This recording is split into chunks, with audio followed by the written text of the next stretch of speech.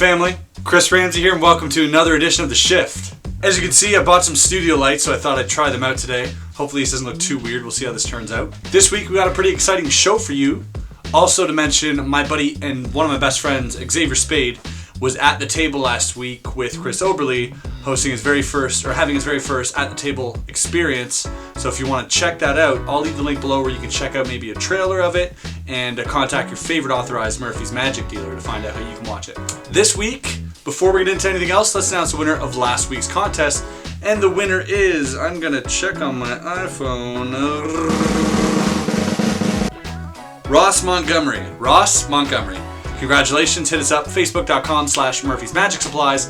Send us a message with your info and we'll get that out to you ASAP. Remember to win this week's contest, simply like this video and comment below what you thought of the effects and or the show, and we'll choose one lucky winner to take home these prizes next week. Good luck. I gotta admit, I kinda like this lighting, but it is looking kinda weird. It's like shining straight on my face. They're probably supposed to be over there. Just thought they'd look cool in the background, whatever, just for this one episode. Bear with me. This week we're looking at two amazing effects. First of all, we're going to talk about the deceased. Not really, but the effect. This just took a left turn. By answering an ad in the papers, little did they know that they were embarking on a journey that would end with their death. At 8 p.m. at Templeton Hall, 10 people sat down to dinner. And by 10 p.m., 8 of them were dead. Each one had been paralysed by digesting poison and slowly carved up whilst the others looked on, knowing what the remainder of their life had in store for them. And then bring them out, and you should have something that looks like this. All good? Yeah. Now just place them down. Now you don't claim to be psychic. No. And you know nothing about the Tenterton murders. No. No. Now do you remember I gave you that black envelope at the beginning? Yeah. Let me just take that back. I said that 2 people killed the other 8. Yeah. If we open this up, these were the 2 killers on that fateful night. Again, they look fairly normal. Yeah. I wouldn't trust that. Just slide out the one that you picked for me. Just turn it over. Ooh. Okay. That's strange, right? Yeah, that's now, freaky. if they really were the killers, of course it would say. And if that was the case, then we've separated the living from the dead. Ooh. Have a look. Yeah, that's really, really weird. Leave. You're freaking me out, man. So that was the deceased. Not really the deceased, obviously, because that'd be a little morbid. But that was the effect, the deceased, and I actually really like this trick. I think this is a perfect trick for at a table at a restaurant or any type of Halloween event, or even if you want to bring some friends over, light a candle and spook them out. This is guaranteed to get a few scares. What I like about this as well is kind of like a murder mystery, so it kind of gets everybody involved where they can choose and have a laugh, maybe even laugh at the people a little bit, which is kind of funny. You get these high quality cardstock photos and you get the DVD explaining the routine and the effect. I think it's a fantastic effect and it's something good just to have personally in your own home. So good job JB DAWS, good job Alexander Magic. Check it out, The Deceased. Next up, you're in for a treat. My buddy Spidey is actually going to present the next effect, which is Strongman.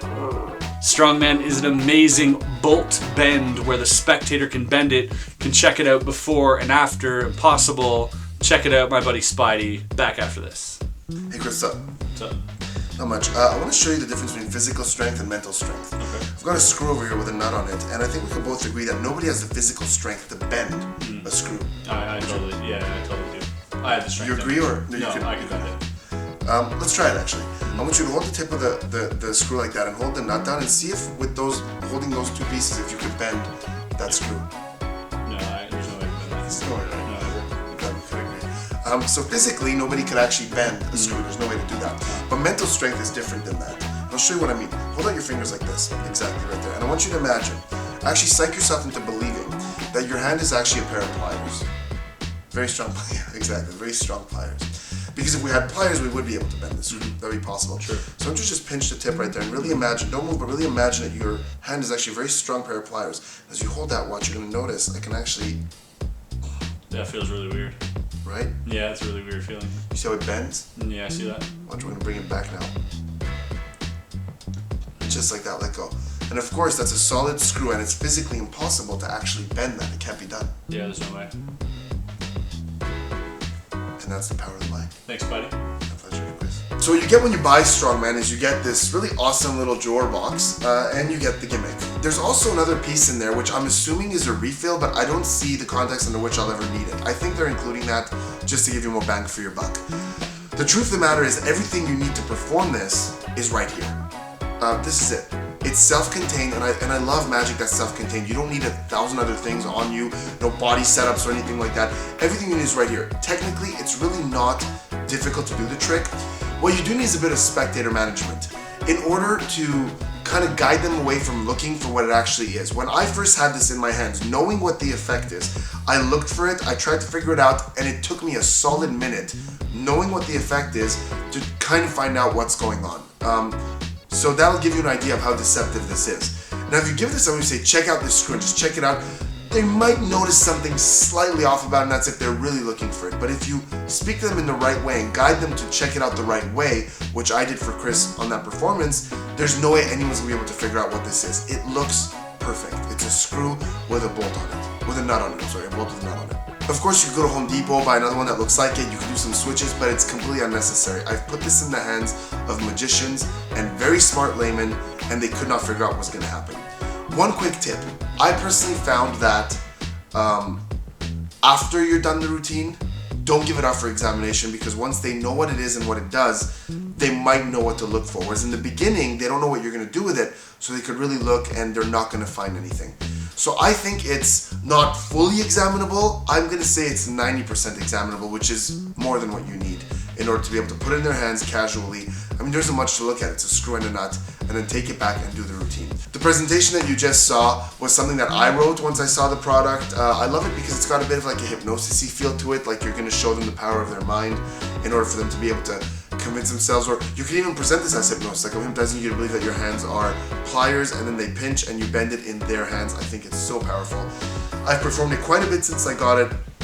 I think if you play around with it a little bit, really get comfortable with the gimmick, you are absolutely gonna love this. And it's, I mean, look at it, it goes right in your pocket and you're ready to go. And I think it's rare to find something that is that practical, that strong, carries that small, and plays that big. So I give it my highest recommendation. So there you have it, folks. Thanks so much for tuning into The Shift this week, and we will catch you guys next week with another episode. Have a safe and happy weekend for what's left of it, and until then, peace out.